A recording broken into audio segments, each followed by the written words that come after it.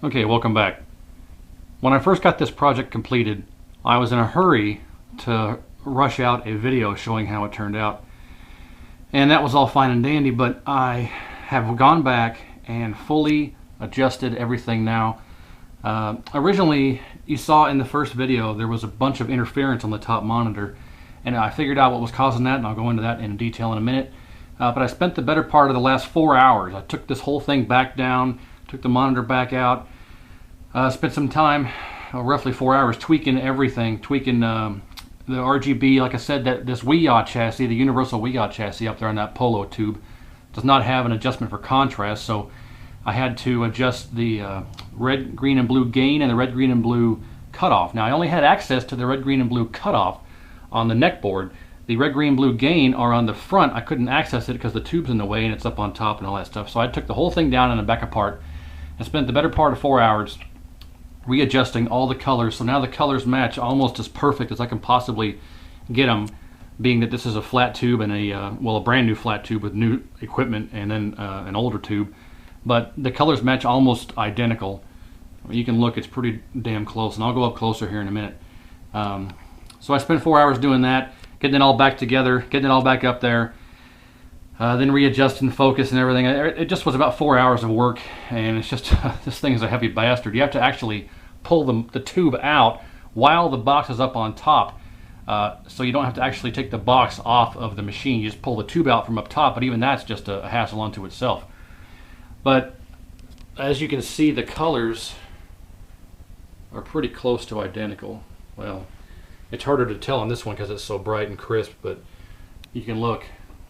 It's hard to show them in the same time, but they match almost perfectly identical. And it took 4 hours of adjusting and tweaking and second guessing, and yeah, it looks good. Oh no, wait a minute, it's too green, you know, that kind of thing. So I got the colors adjusted as perfect as I can get them to match each monitor, and then the interference,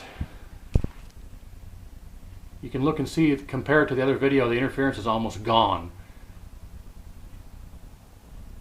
See, if you go look at the first video, the interference it was before, compared to the way it is now, the interference before is probably, I'd say, on a scale of 1 to 10, probably about 6.5.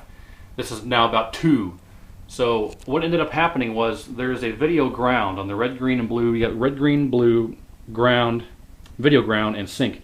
The video ground wire is a black wire with a braided shield around it. What it ended up happening was the video connector on the cabinet, the black. Did I say brown? The video ground is a black wire with a braided shield around it.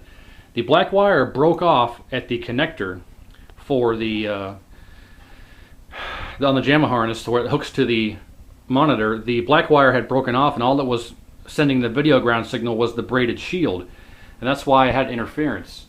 So after I found that and I repaired it, the interference pretty much went away. There's still a little bit, but as you can see, it's almost nothing now. Get a straight on shot of it.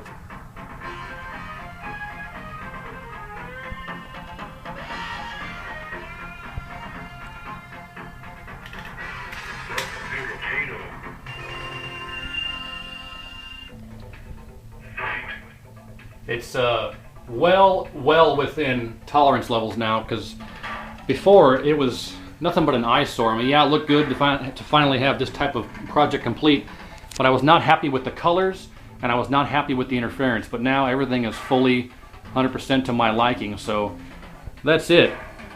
I just wanted to show that and talk about that because it was annoying me, so to speak.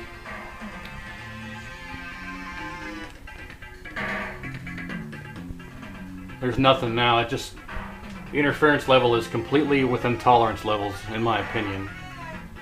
So anyway, that's it, guys. Thanks for watching again and following along with all my videos, and feel free to comment.